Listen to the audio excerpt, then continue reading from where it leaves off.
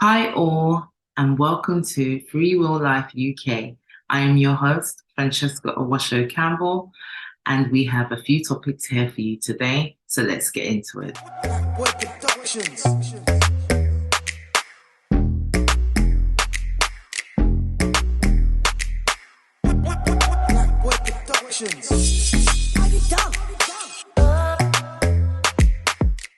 So our first topic is going to be the daycare center shooting in Thailand. Um, I have a clip that I want to show you to give you an insight on what happened.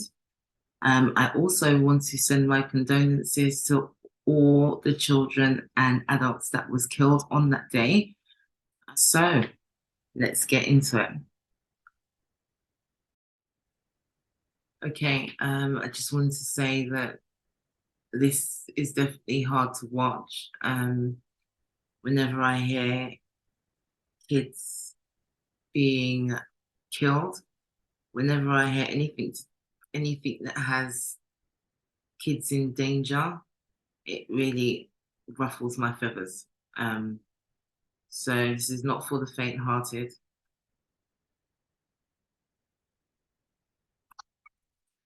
At least 24 children and 11 adults were killed in Thailand after a mass shooting at a daycare center. The suspect, a former police officer, entered the childcare center around lunchtime, according to authorities. And he used to be a police officer. Let's continue. Killed 22 children and 2 adults and then fled. As he got away, police say he continued to shoot from his car and killed 2 more children and 9 more adults. He went home and killed his wife and child. He then killed himself. What a coward. Coward, coward, coward. Don't want to face the consequences.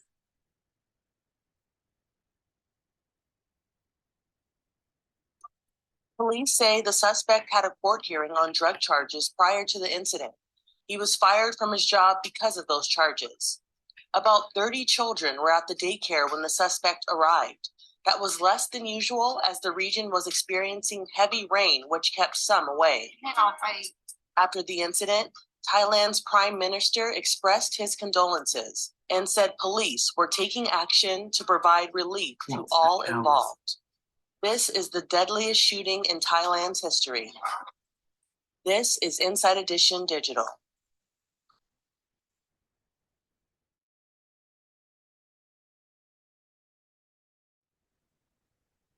What a coward.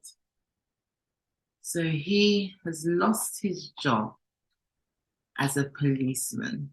He was shamed. So he chose to go to a daycare center and murder children. What has this world come to when there's people out there doing stuff like this? What the F? Gobsmacked. And the fact that he went home, murdered his wife, his son, and then killed himself. Coward. Only a coward would do that. You couldn't live with yourself. You murdered other people's children.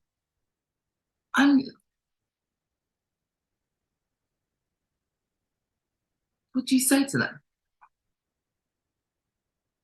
I don't even care about the guy that went in and shot anymore because he's probably getting enough airplay. It's those children. Life cut short because you're disgruntled. Wow. We must find another way. As humans, come on. We must find another way. What could possibly make a person go and do that unless you're insane? These kids didn't fire you. They didn't disgrace you. It saddens me to even know that there's people out there that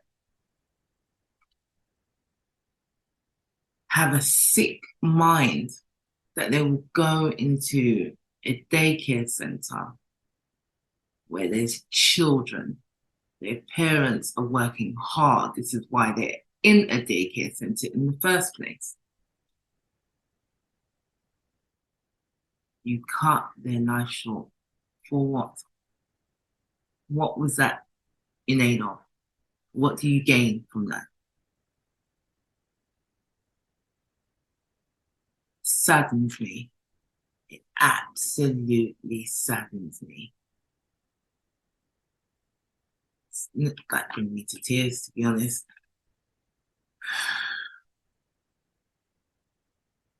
Parents, there's not much I can say other than condolences.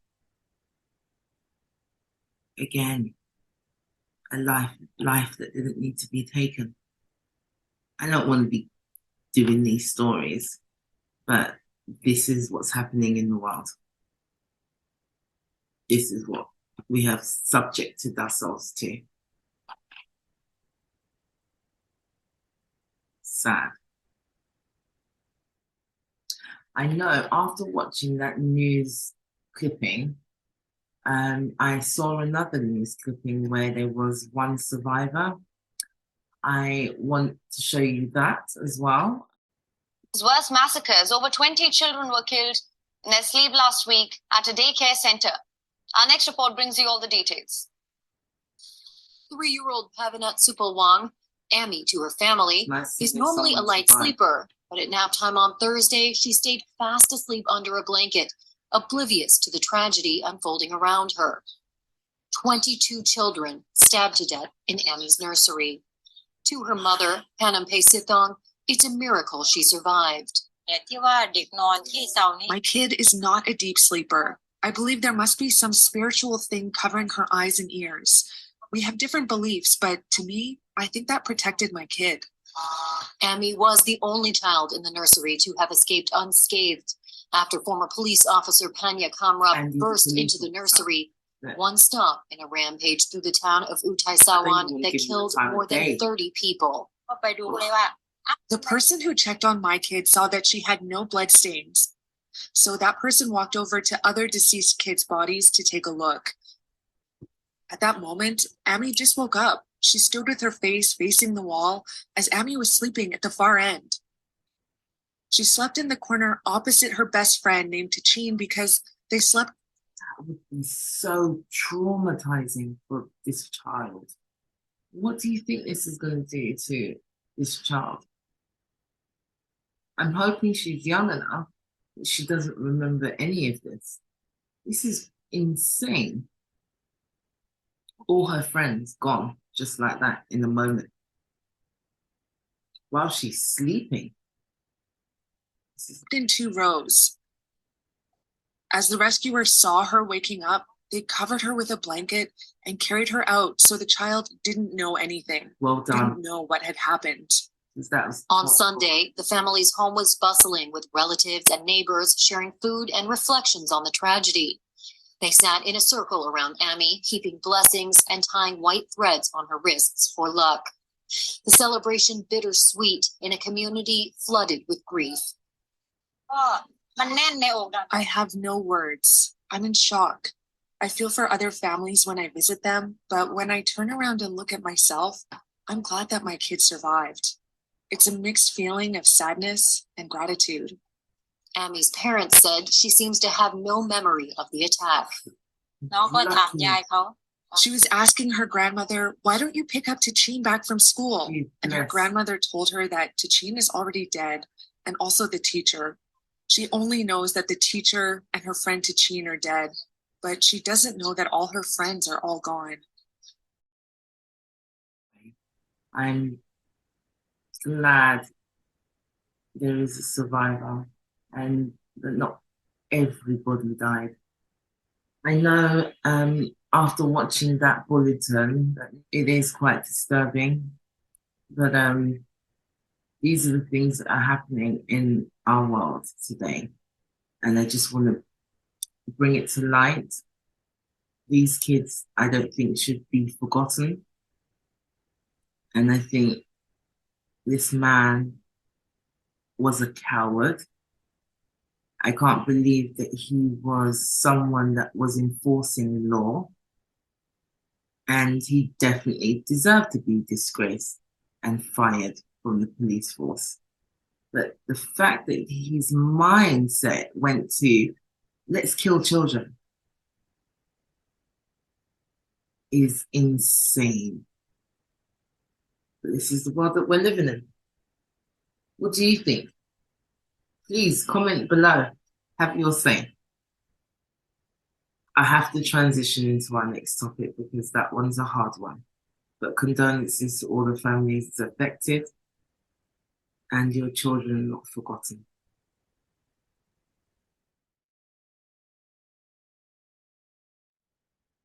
So my next topic is about Dearborn Public School protests, how Muslims and Christians band together to protest about having certain school books banned for children.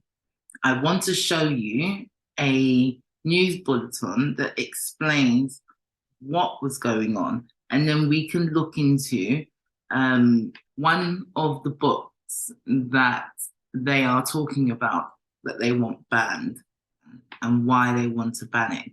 I have my own views and we'll come back to that. So let's take a look at this news bulletin.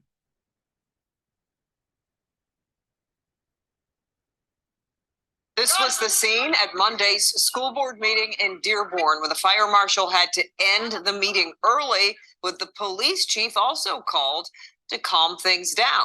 The district will try again tomorrow night, but with some changes. This all has to do with 6 books in the school's collection of 500,000, 6 out of 500,000 books, with some calling for those books to be banned, others insisting that's not the answer. Mara McDonald, live in Dearborn tonight. And for starters, Marta, the board is moving this meeting to a larger facility, right? Devin, that's right. They're moving it here to Stout Middle School. There's an auditorium here. It can seat 600 people. They have overflow rooms as well. The school district tells me they believe between 400 and 500 people showed up on Monday.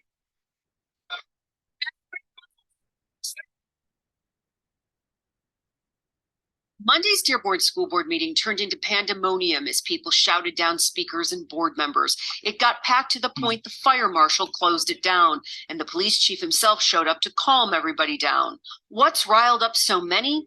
Arguments over 6 books in the school district's collection of 500,000. And we're not going to let them put the books on the shelf. I don't care what administration said the book's supposed to be on the shelf. These are books that should not be on the shelf. And while not all deal with LGBTQ subject matter, it's those titles that really got people outraged. What else had them furious? The decision to shut down the meeting. The Dearborn School's communications director tells us tonight everybody who wants to talk will get their chance tomorrow, starting with those who filled out a blue card to speak on Monday. Those who filled out a blue card at Monday's meeting will be given the opportunity to come to the podium and share their thoughts. They will have 3 minutes, which is the standard. I heard middle school. So these are sex books? Okay. Continue. Procedure. It's nothing new. It's been in place for years. Back here live, and once those who were scheduled to speak on Monday get their chance, then they will open it up to new people who come tomorrow. And Devin, Kimberly, one more thing from the district. You saw the video and you saw a lot of people, well, not a lot, several, brought really large signs. They're asking people not to do that. They say it obstructs other people's views. Devin, Kimberly. Well, as you were talking with Dave Mustin in there, we know the school district is reviewing these titles. Reviewing, what exactly does that mean? So Devin, they have a multi-tiered review process. For starters, it usually starts with a parent who says, you know, I'm uncomfortable with this book. Okay, you go to the school principal, and the school principal goes to the media specialist, and then they have a panel of their district media specialists look at it, make whatever decision that decision is going to be. Okay, if a parent is still unhappy with that decision, they then have the opportunity to ask for a second review. That would be a panel of parents, of community members, student, as well as staff. Back to you. We'll be watching to see what happens tomorrow night. All right, Mark. Gone are the days where school curriculum was maths, science, English, religious studies, history, geography. I don't remember sex ever being in primary school. I know even some primary school kids leave primary school not even knowing how to read. Some people don't even know that they had dyslexia until they went to university. I think teachers need to learn how to teach kids English, maths, how to read, what countries are on the planet. I know some millennials don't even know that, which is quite sad. My mind is blown. Kids don't need to learn that. If we don't learn, well, when I was at school, we didn't learn sex education until I was about 13, 14. I don't see why it needs to be in primary schools. So for those who are watching from other countries, we in the UK, we have primary school, secondary school, then university. Well, college, then university. And that's if you go to college, because you can do some courses at school, but it would be called sixth form. But yeah, that's for the parents to teach. And if they have any questions, they can go to their parents. Thank you very much. And anyway, let's go back. Parents who want these particular books out of school libraries announced that they would be protesting this weekend right here in front of Henry Ford Centennial Library.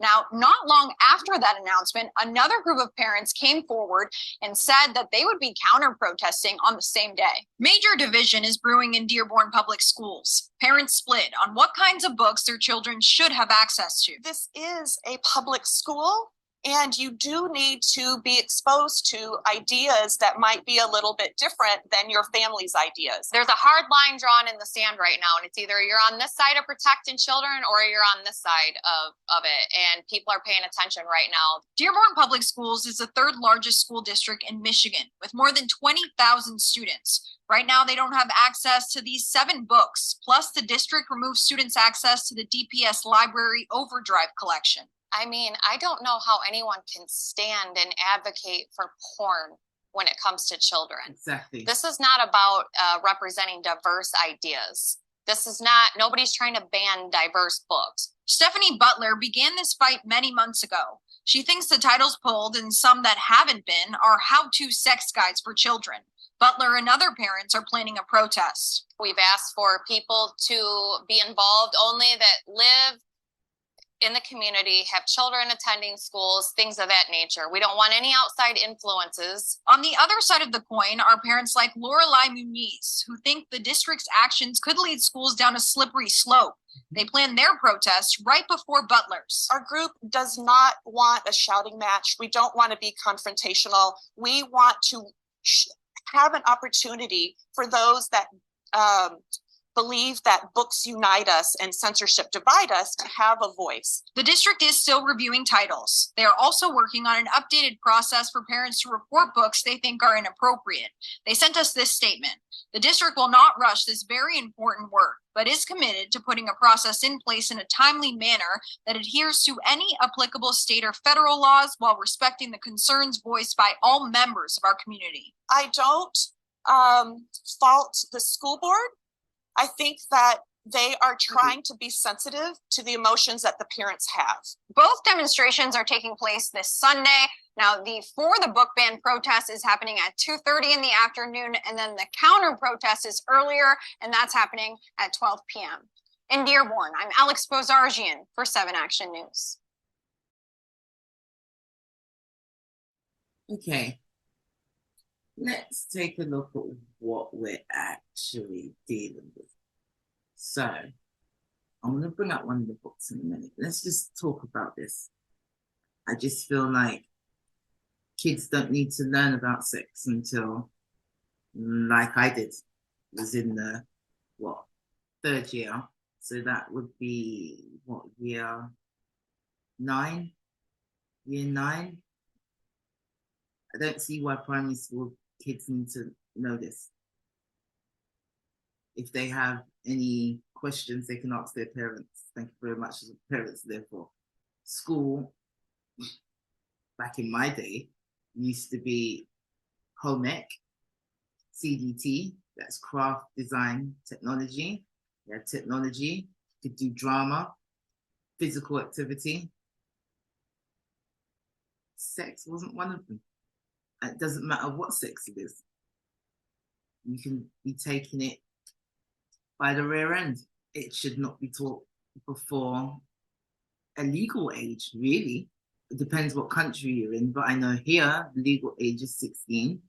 Yes, I think before 16, you should be aware of what sex is and what can happen in getting pregnant and all that sort of stuff, but not until you're at least 14, 15, 16, until your body and mind is slightly mature enough to understand that. I don't understand why an 8 and 9-year-old would need to know that. There would be no need for them to know that. Hasn't done us any harm over the years. There's things that do need to be changed, and that's not one of them. Kids, some kids leave primary school not knowing how to read. Don't you think that should be an issue? Do you know how much of a shame that is? Teachers, what are you doing? By the time a child should leave primary school, they should know how to read, at least up to a certain standard. That's a problem. Let's take a look at this book the parents of Dearborn was protesting about. Okay, this is the book. This book is Gay by Juno Dawson. Okay. The ins and outs of gay sex, nesting, hats, a guide to recognizing your gay saints, okay. Build a bridge. Okay, as you can see on screen, you can see the rest. Let's see what's inside this book.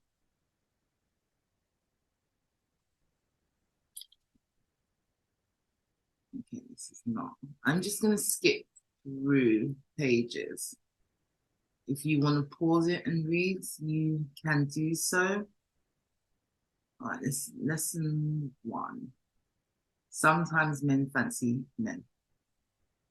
Sometimes women fancy women. Sometimes women fancy men and women. Sometimes men fancy women and men. Sometimes people don't fancy anyone. Sometimes a man might want to be a woman. Sometimes a woman might want to be a man. Sometimes people don't identify as a man or a woman. Got that? It really is that simple. No, it's not. I'm an adult and I know it's not that simple. Imagine a child looking at that. And then how do you expect a parent to explain that if they don't know it themselves? Okay, welcome to the members club. No, okay.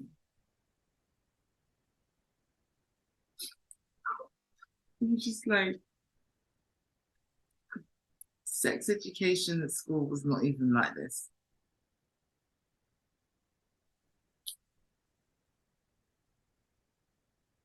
I think teachers need to teach how to read. Some kids won't even be able to read it anyway.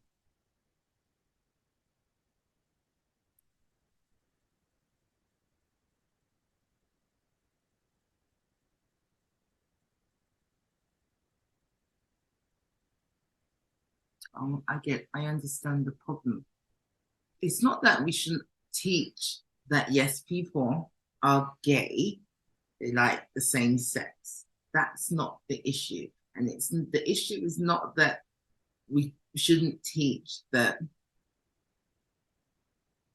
some men want to change their sex into women and some women want to change their sex into men. That's not the issue. The issue is at what age you teach that and who teaches it. Because I don't see why it needs to be in primary school. Heterosexual sex wasn't even like that. You didn't have that in primary school. You didn't have that in your first, second or third year. In secondary school, you had those lessons when you were coming of age, 13, 14, 15. You had those lessons. And yes, it was basic. It's basic because your parents teach you the rest. That's what they're there for. It's why they're a parent. It's a hard topic. I'm not going to lie. It's a hard topic. I have my views, and my views are no, it should not be taught at schools. Primary school, definitely not. I think kids need to be kids. I understand there's a place for this, and I think it's when young adults are becoming of age. If they have any questions before then, they can ask their parents. And I think teachers are underpaid anyway, and I think they should be teaching what needs to be taught. I just really do believe that. But no, actually, tell me what you think. Yeah, tell me what you think. Am I a fool for thinking that? Tell me, I don't mind. I'm open for discussion.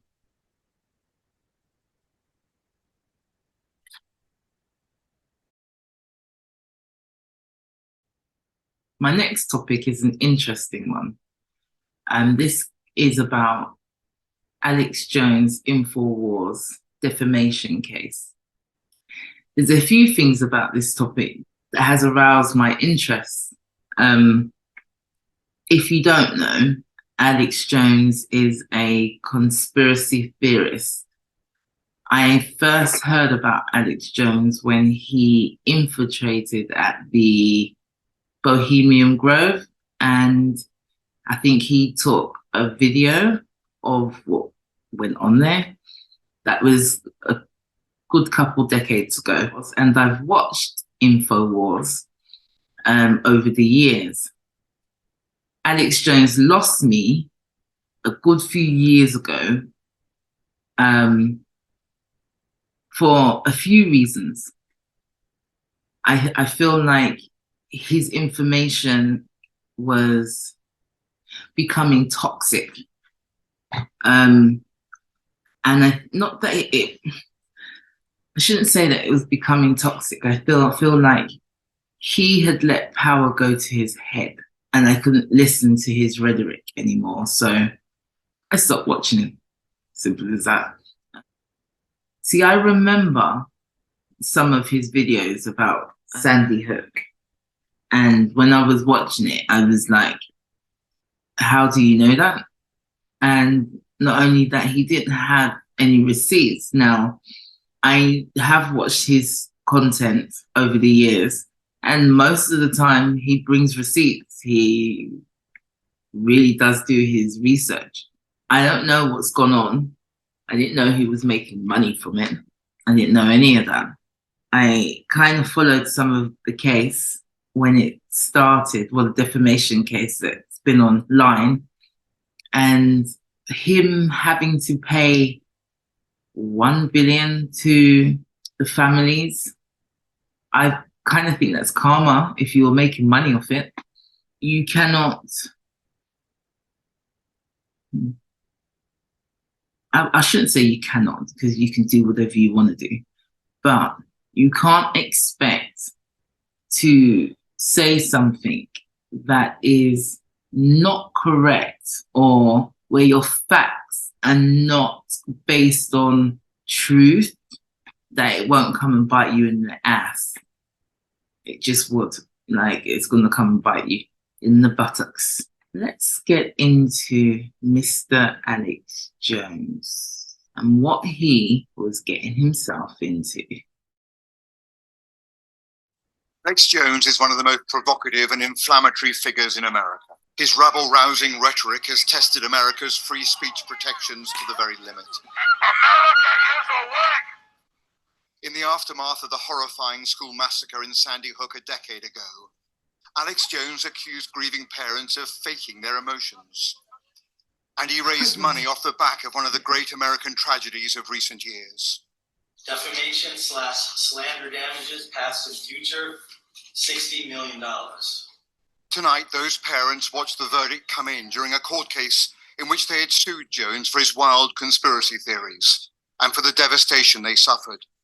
Emotional distress damages, past and future, $32,600,000.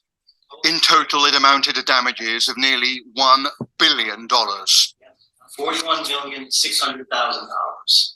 Earlier today, Jones had declared he would never pay and that families were wasting their time. And they made up all this imaginary money I have when I'm in bankruptcy and I'm almost personally out of money. And so it doesn't matter if they do a $500 billion verdict, a $10 billion, a $50 billion out of stuff. Tonight, on the steps of the courthouse in Connecticut, Nicole Hockley, the mother of Dylan, the 6-year-old British boy killed in the massacre, gave her response. I have always believed in the goodness of people. And when I first started engaging with followers of Alex Jones back in January 2013, I was looking for the good. And I didn't find it. This is sending the right message that people are good and that good does prevail. They want to shut down. Tonight, Alex Jones, who is already fundraising from this verdict, faces ruin. And the families have sent a powerful message across America to those who trade in hatred and poison. Robert Moore, News at 10, Washington. See, there's always consequences to your actions. To say that these people were crisis actors, and you don't know that. Got to have receipts. You've got to know this before you start slandering. No one knows where all that came from. I've heard all types of conspiracies for that one.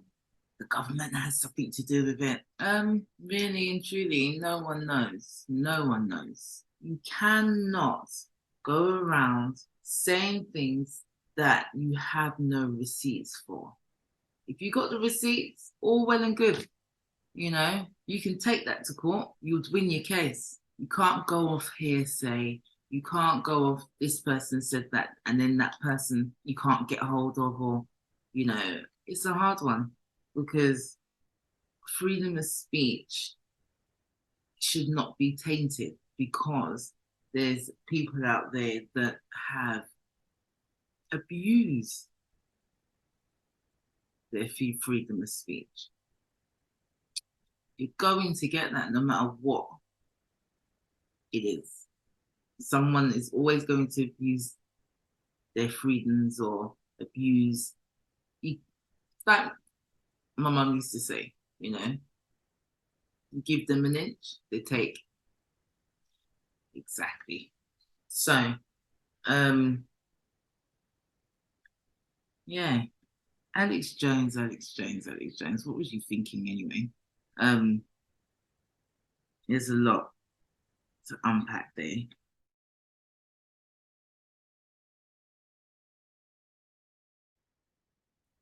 Last but not least, my next topic is Andrew Tate versus Piers Morgan. I'm going to start at I don't want to play the whole thing, so I'm going to start at one question that Piers asks Andrew. Do you think women are the property of men? No, the point I was making. Why have you said they are? Because I made a religious point. I said that when a man marries a woman, the woman's father walks him down the aisle, walks her down the aisle, and hands her away to the man. Traditionally, this is what it says in the Bible. I'm a religious person. I believe in God. I live in the So you do think world. that the woman becomes the man? I think she takes his last name. I mean, let's watch the clip that you said about. Sure. So that we can get it in context. So I think my sister is her husband's property, yes. When a bride is walking down the aisle to marry the groom, the father walks next to her and gives her away. True or false? Yes. But I've been married twice, as it turns out, and on both occasions, I didn't believe that He the hasn't said woman was anything being wrong. handed to me as chattel, as property. Perhaps the way the reason I'm asked that question repeatedly, and I'm asked in a loaded way. So would you rephrase what you said there? Now, that's an interesting point about phrasing. The way I would say things before I was famous, I have to take personal responsibility and accept that if I make a video that 500 people see and 1% of them misunderstand it, that's not a problem. If I make a video that 5 million people see and 1% of them understand. So specifically on that point, I think my sister is her husband's property. She took his last name. She married him. She wanted to join his family. She has said it herself. Right. So she's still a sovereign individual. She's absolutely not a sovereign property individual. means that the husband owns your sister. Listen, my friend, if you want to argue about this, you need to go back to the Bible, to the Quran. You need to argue with religious. No, I'm not talking about anything in the Bible or Quran. But that's what it says. No, I'm asking you what you think. I think that if a woman marries a man and she decides to take his last name, that they have different roles and responsibilities within that marriage. And I believe that. That's not the question. She is I believe the Don't father. behave, I am. The father. Don't behave like a politician. The father hands her to the man. Right, don't be a politician, because I think you're a straight talker, right? You keep telling me you're a straight talker. I think my sister is her husband's property. Do you regret saying it like that? I understand that with my newfound fame, perhaps it could be phrased differently. However, I still believe that a woman is given to the man in marriage. That's what I believe. Yeah, but not as property. The property is the word that other people use when they ask me the question. But as an equal partner in a loving union, that's what marriage actually means. It doesn't mean given to you as a bit of chattel. Agreed. When has he ever? So why say it? But that's the way that people ask me the question. People say to me, they ask. No, you can't blame people for asking you questions. Surely, if you want to be accountable for what you said, you've got to own your responses, not blame the question. I own the response. You know, me asking you a question now, and you say something, and then say, "Well, actually, I blame you for." I understand, Piers. Piers, I understand. I believe the woman is given to the man. I believe she's given away by the father. I believe she belongs to the man. So she belongs to the man. Fundamentally, all right. So fundamentally, you do believe that a woman becomes a man's property. I believe she belongs to the man in marriage. Correct. Right. In marriage, yes. Oh, you see, that to me is misogyny. No. And you're entitled to your opinion. Right. But do you not understand why people think it is? How is that misogyny, please? Yes, Morgan. You're a very smart man. Let's get the definition up. Misogyny. Misogyny definition. Dislike of, contempt for, or ingrained prejudice against women. You do know what misogyny means, the definition. This is the definition of misogyny. Yeah, let's get back to the video. Misogyny. I understand why some people can be very offended by what I say. What they do is they take a point like that and they ignore all the other points I make the other way around. Yeah, that's why I've repeatedly asked you about that line to see if you've changed your position. But the reality is you haven't. It's not about changing positions. I'm a full-grown adult and I stick by the things I say and I'm responsible for them. Which, by the way, is fine. Absolutely. But what you did say at the start of this little exchange, you said, I wouldn't maybe say things the same way now that I did before I was famous. And actually, you've doubled down and said exactly the same thing. On certain points. So that is what you believe. And that's my point. Yes. I'm trying to work out, look, I don't know you. We've just met, right? Yeah. Come on. Leave childish things alone when you're an adult. That's grow. The person I was 5 years ago is not the person I am today. The person I'm going to be in 5 years from now is not the person I am today either. So, we're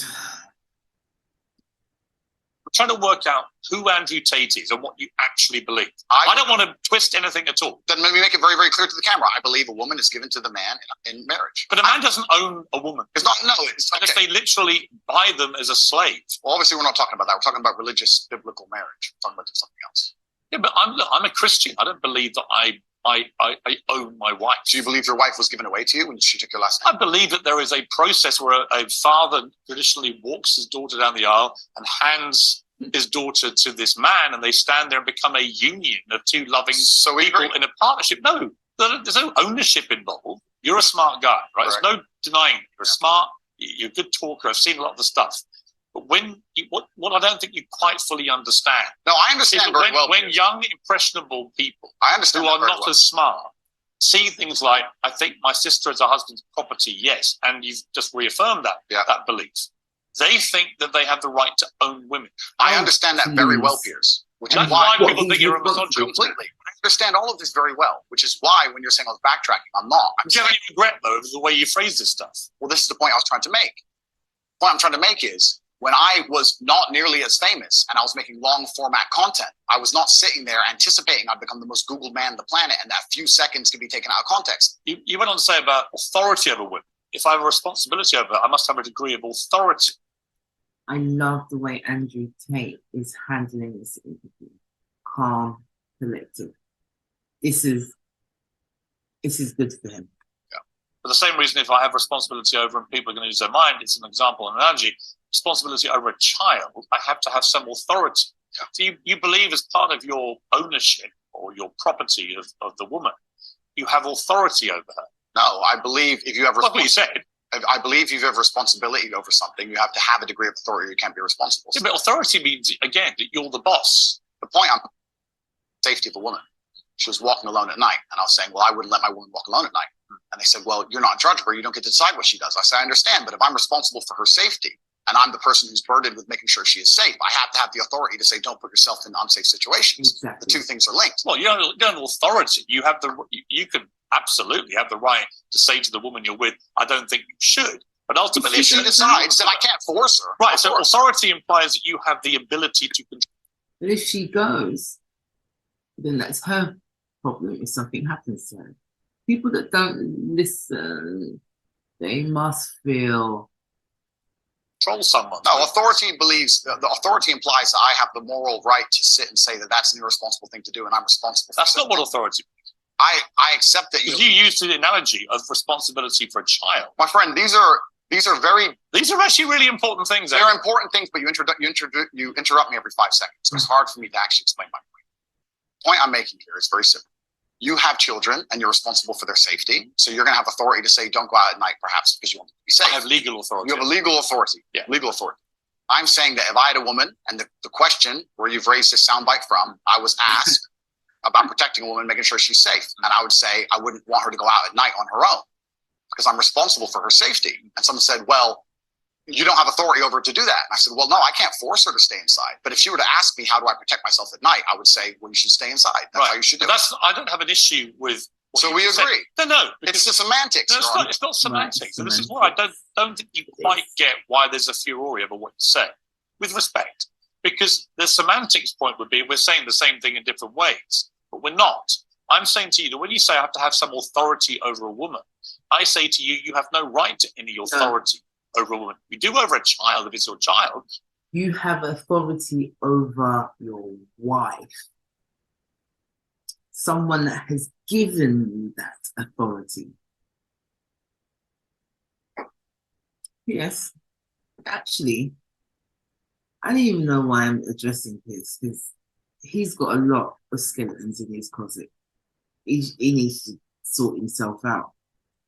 Because you are the legal appointed guardian of that child. Understood. You're not a legally appointed guardian or authority over your wife or female partner. Legally appointed, absolutely not. I agree. However, when it comes to things like personal responsibility or personal safety, men, largely by society, are accepted. We're the protectors and providers. We can sit here and pretend that in the world we live in, if me and my wife were walking down the street and men were to come up and try and attack us, I wouldn't be the one fighting. But we both know in reality I would. Right. I have a degree of responsibility to protect her. So if I have a degree of responsibility to protect her physically, then the point I'm trying to make is I will do my best to make sure she's never putting herself in unsafe You wish you hadn't used the word authority.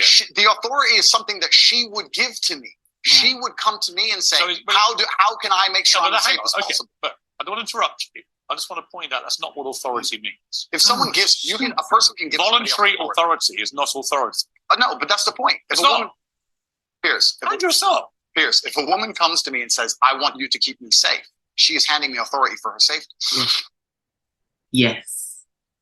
Piers, disingenuous Morgan. You know exactly what he was trying to say. And yes, to a certain degree, I do believe that. I do believe that a woman in marriage is underneath her husband. Her husband is the provider and the leader of the home. So, yes, we all make choices. Yes, as a woman, I have a say in my marriage. Yes, I do. But the overall decisions is made by my husband. There's nothing wrong with that. It's not misogyny because I don't have a say in my marriage. Piers Morgan, what are you doing? And secondly, you're not even letting him finish answering your question. I don't know any interviewer who just parades questions after question and not even listen to the answer. How is that a conversation? How is that an interview? If you don't like what he's saying, switch him off. That's what the off button's for. That's what the volume mute is for. Come off his page if that's the case. But to actually cancel someone because he has a view, if his view was deemed to be an act of violence or terrorism or something like that, then yes, by all means, ban him. But he hasn't said or done anything that I could say that warrants him being banned. I haven't watched all his videos. I've seen a few clips here and there, but yeah, he hasn't said anything that I feel as a woman offends me. He hasn't offended me. Yeah, so let's go to the next bit that I really wanted to talk about, because I don't know how Piers can transition from what Andrew Tate is on there for to this. Take a look. But there was also, I think, quite a disturbing piece that BuzzFeed did. And it talked about the negative impact of young, impressionable male minds when they've read or seen some of the more inflammatory things you've said. And they quoted, for example, Sandy, 22, from Washington. My father's gone from a man who minored in women's studies in college, who was kind and in touch with his emotions, treated all people, men and women around him, with kindness, to a man who says that whenever he sees an effeminate male stranger, he gets an overwhelming urge to murder them. He loves podcasts. He listens to a lot of podcasts. I know he's listened to Andrew Tate. So whoa. Let's stop for a second. Let's be professional here, Piers, because you're a professional as am I. First she said, did you say that my father went? She said, my father has gone. That's a full-grown man, firstly. So we're talking about my impact on children. You just talked about full-grown man here. Secondly, I've never talked about murdering effeminate men in anything online ever, in any context ever. So I don't know why they have taken some random person I've never met in the world who's full-grown, an adult, and come to their own conclusions who I've never met and lumped his name in with mine. That is absolutely unfair on every level. I didn't read this BuzzFeed. I didn't read this BuzzFeed article, but after hearing the first point, I know it's trash. That is complete garbage. What is say that I'm the reason this man believes what he believes. I've seen a quote from you, and you can tell me what you feel here about this. Sure. You talk about. Sorry, I just have to pause it there. How has that got to do with him? You said, oh, young men, teenagers could be very impressionable. That was a grown man. He's got a mind of his own.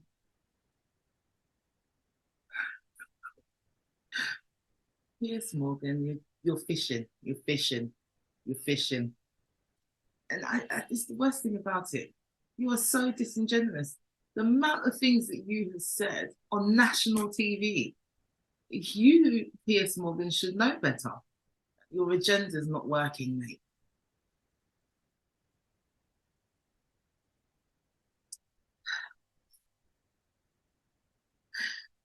Actually, I'm glad Andrew Tate has stood his ground.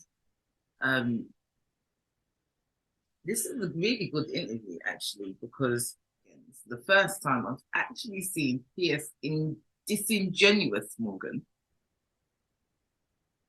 look really silly. Because clearly we all can understand what Andrew Tate is saying. You're not letting him speak or answer any of the questions that you've asked him. Who sent you is what I would say. Who sent you? Who sent you? You deserve that. Because I think Andrew Tate taught this one. Let me just say, we need more men like Andrew Tate on social media. I do not agree with everything that I've seen of Andrew Tate, but by the most part, he's speaking the truth. Let's get into the next point that ruffled my feathers.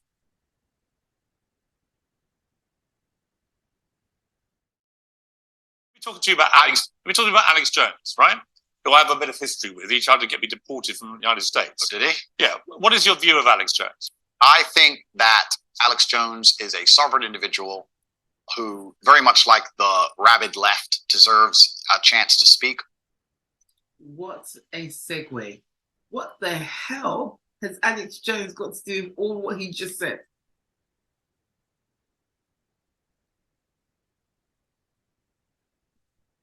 On his points of view, I think that the truth on issues is usually somewhere in the middle between two extremes. And you think Sandy Hook was staged? I don't know anything about Sandy Hook. Really? You know he's just been sued by the families for millions and millions. I have no idea. You don't know anything about it? No. So why would you support someone in public when you know nothing about the most infamous When thing have I supported him in public? You have supported him in public. I've been on his podcast. Yeah, but you said nice things about him. I say nice things about lots of people. What do you think of Alex Jones? I said nice things about you, Piers. That's fine.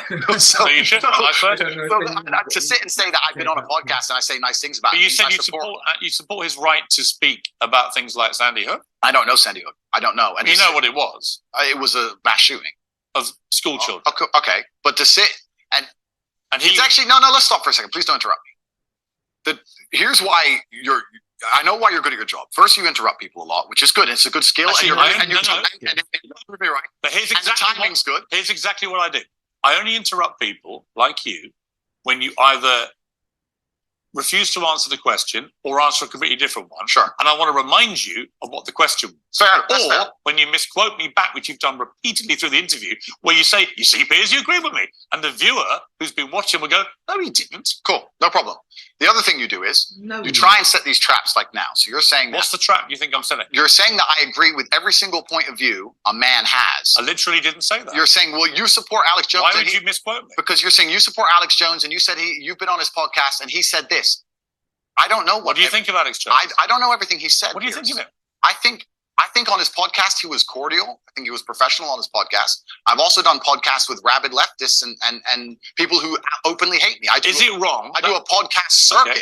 So and I don't know everything he's ever said. When somebody like I don't know what you're trying to get here because I did a podcast. If you let me get a word in edgeways, I'll tell you. It's a lame trick. If you let me get a word, I'll tell you. Let's go. Alex Jones said that Sandy Hook didn't happen. It was staged by actors. Okay. This compounded the appalling grief of the families of those poor 20 children who were gunned to pieces by a lunatic with an AR-15 semi-automatic rifle. They were all... Yes, it is an unfortunate case, as we've discussed earlier. Already grief-stricken beyond belief, and this guy poured petrol onto that grief quite deliberately to make a huge amount of money from his InfoWars fake news bullshit. And as a result, a lot of the families have now sued him, and they've won. And he's going to have to pay back tens, maybe hundreds of millions of dollars in damages to these families. And quite right, it won't do anything about the pain he caused them. Some of them actually had people turn up outside their houses with guns, because Alex Jones had told them that these parents were making it all up. They were all staged actors. It was all run by the government. So I simply say to you, now I've told you that, what is your view of Alex Jones? I don't see why any of that has to do with it. It's very interesting. I've done the guy's podcast. I know him well. He was professional and courteous to me. When I meet somebody and they show me respect, I show them back. Respect. That's what I do, as I did with you. You respect him?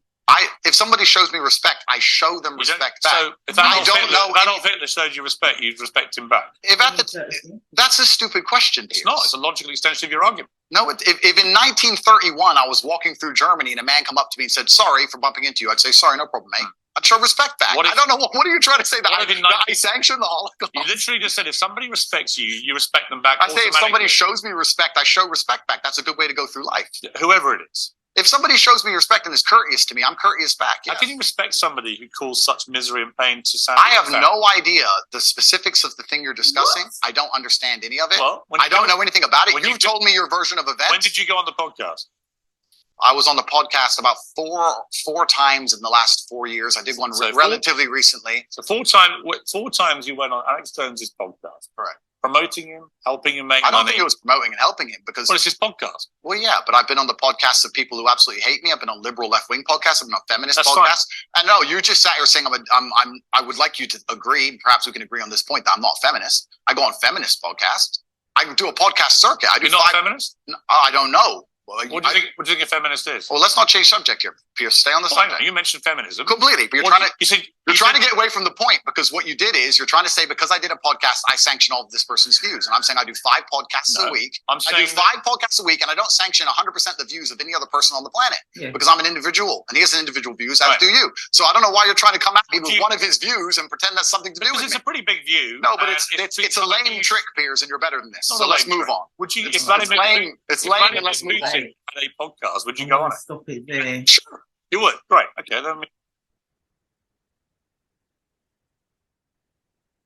I love Andrew Tate's comeback on that one because I don't understand where that came from. What's that got to do with why he's been cancelled? Him being on Alex Jones's podcast.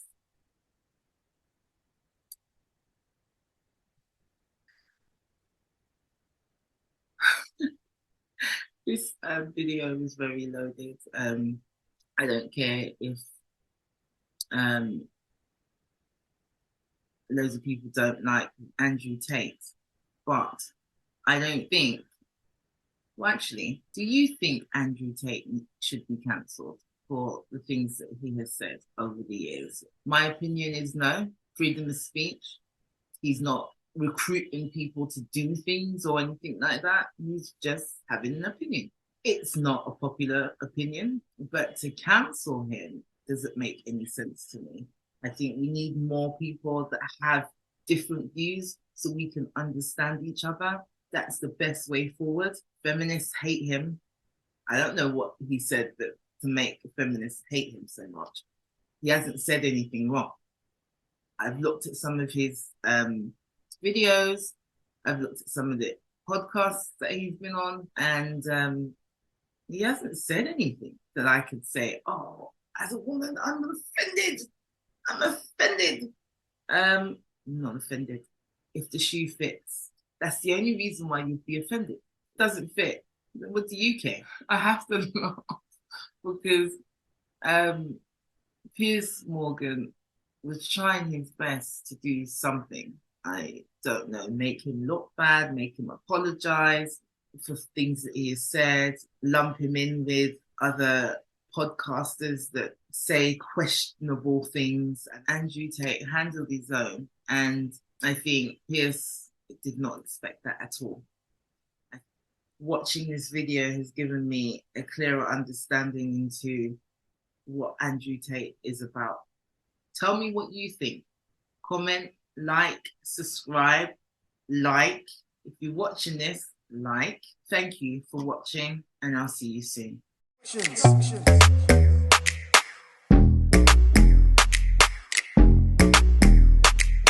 Black Boy Productions.